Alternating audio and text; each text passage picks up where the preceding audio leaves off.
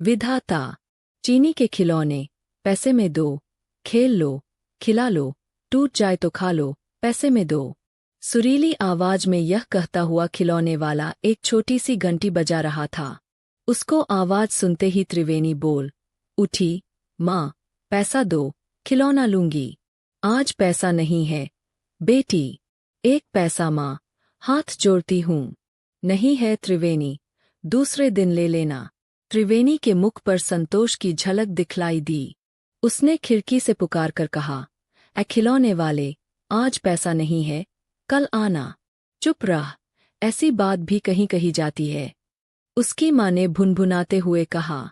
3 वर्ष की त्रिवेणी की समझ में न आया, किंतु उसकी माँ अपने जीवन के अभाव का पर्दा दुनिया के सामने खोलने से हिचकती थी। कारण ऐसा सूखा विषय केवल लोगों के हंसने के लिए ही होता है। और सचमुच वह खिलौने वाला मुस्कुराता हुआ अपनी घंटी बजाकर चला गया। संध्या हो चली थी। लज्जावती रसोई घर में भोजन बना रही थी। दफ्तर से उसके पति के लौटने का समय था। आज घर में कोई तरकारी न थी, पैसे भी न थे। विजय कृष्ण को सूखा भोजन ही मिलेगा। लज्जा रोटी बना रही थी और त्रिवेणी अपने बाबूजी की प्रतीक्षा कर रही थी। माँ, बड़ी तेज भूख लगी है। कातर वाणी में त्रिवेणी ने कहा। बाबूजी को आने दो, उन्हीं के साथ भोजन करना, अब आते ही होंगे। लज्जा ने समझाते हुए कहा। कारण एक ही थाली में त्रिवेणी और विजयकृष्ण साथ बैठकर नित्य भोजन करते थे और उन दोनों के भोजन कर लेने पर उसी थाली में लज्जावती टुकड़ों पर जीने वाले अपने पेट की ज्वाला को शांत करती थी। जूठन ही उसका सुहाग था। लज्जावती ने दीपक जलाया। त्रिवेणी ने आंख बंद कर दीपक को नमस्कार किया, क्योंकि उसकी माता ने प्रतिदिन उसे ऐसा करना सिखाया था। द्वार पर खटका हुआ। विजय दिन भर का थका लौटा था। त्रिवेणी ने उछलते हुए कहा, माँ, बाबूजी आ गए। विजय कमरे के कोने में अपना पुराना छाता रखकर खूंटी पर कुर्ता और टोपी टांग रहा था। लज्जा ने पूछा, महीने का वेतन आज मिला? नहीं मिला, कल बंटेगा। साहब ने बिल पास कर दिया है। हताश स्वर में विजय कृष्ण ने कहा। लज्जावती चिंतित भाव से थाली परोसने लगी। भोजन करते समय सूखी रोटी और दाल की कटोरी की ओर देखकर विजय न जाने क्या सोच रहा था। सोचने दो, क्योंकि चिंता ही दरिद्रों का जीवन है और आशा ही उनका प्राण। किसी तरह दिन कट रहे थे। रात्रि का समय था। त्रिवेणी सो गई थी। लज्जा बैठी थी। देखता हूँ, इस नौकरी का भी कोई ठिकाना नहीं है। गंभीर आकृति बनाते हुए विजय कृष्ण ने कहा। क्यों, क्या कोई नई बात है? लज्जावती ने अपनी झुकी हुई आंखें ऊपर उठाकर एक बार विजय की ओर देखते हुए पूछा। बड़ा साहब मुझसे अप्रसन्न रहता है। मेरे प्रति उसकी आंखें सदैव चरी रहती है। किस लिए? हो सकता है मेरी निरीहता हो इसका कारण हो। लज्जा चुप थी। 15 रुपये मासिक पर दिन भर परिश्रम करना पड़ता है। इतने पर भी, ओह, बड़ा भयानक समय आ गया है। लज्जावती ने दुहक की एक लंबी सांस खींचते हुए कहा।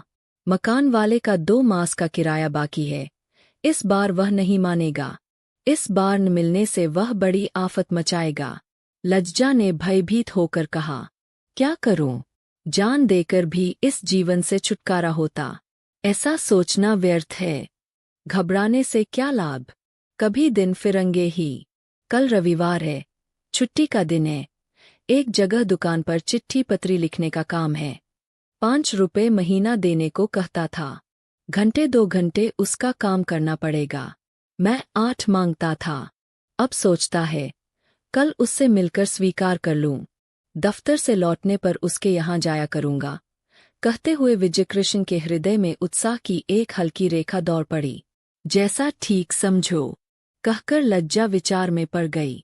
वह जानती थी कि विजय का स्वास्थ्य परिश्रम करने से दिन दिन खराब होता जा रहा है, मगर रोटी का प्रश्न था। दिन, सप्ताह और महीने उलझते चले गए। विजय प्रतिदिन दफ्तर जाता। वह किसी से बहुत कम बोलता।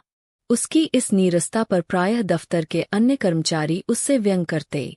उसका पीला चेहरा और धंसी हुई आंखें लोगों को विनोद करने के लिए उत्साहित करती थीं। लेकिन वह चुपचाप ऐसी बातों को अनसुनी कर जाता, कभी उत्तर न देता। इस पर भी सब उससे असंतुष्ट रहते थे। विजय के जीवन में आज एक अनहोनी घटना हुई। वह कुछ समझ न सका। मार्ग में उसके पैर आगे बढ़ते। उसको आंखों के सामने चिंगारियां झलमलाने लगीं। मुझसे क्या अपराध हुआ? कई बार उसने मन ही में प्रश्न किए। घर से दफ्तर जाते समय बिल्ली ने रास्ता काटा था। आगे चलकर खाली घड़ा दिखाई पड़ा था। इसीलिए तो सब अपशकुनों ने मिलकर आज उसके भाग्य का फैसला कर दिया था। साहब बड़ा अत्याचारी है।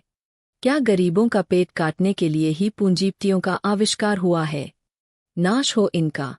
वह कौन सा दिन होगा जब रुपयों का अस्तित्व संसार से मिट जाएगा? भूखा मनुष्य दूसरे के सामने हाथ न फैला सकेगा। सोचते हुए विजय का माथा घूमने लगा। वह मार्ग में गिरते गिरते संभल गया। सहसा उसने आंखें उठाकर देखा। वह अपने घर के सामने आ गया था।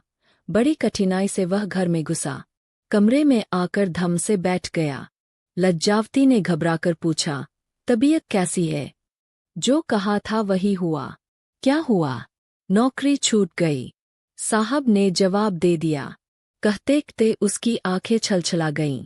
विजय की दशा पर लज्जा को रुलाई आ गई। उसकी आंखें बरस पड़ी। उन दोनों को रोते देखकर त्रिवेणी भी सिसकने लगी। संध्या की मलिन छाया में तीनों बैठकर रोते थे। इसके बाद शांत होकर विजय ने अपनी आंखें पोंछीं। लज्जावती ने अपनी और त्रिवेणी की। क्योंकि संसार में एक और बड़ी शक्ति है, जो इन सब शासन करने वाली चीजों से कहीं ऊंची है, जिसके भरोसे बैठा हुआ मनुष्य आंख फाड़कर अपने भाग्य की रेखा को देखा करता है।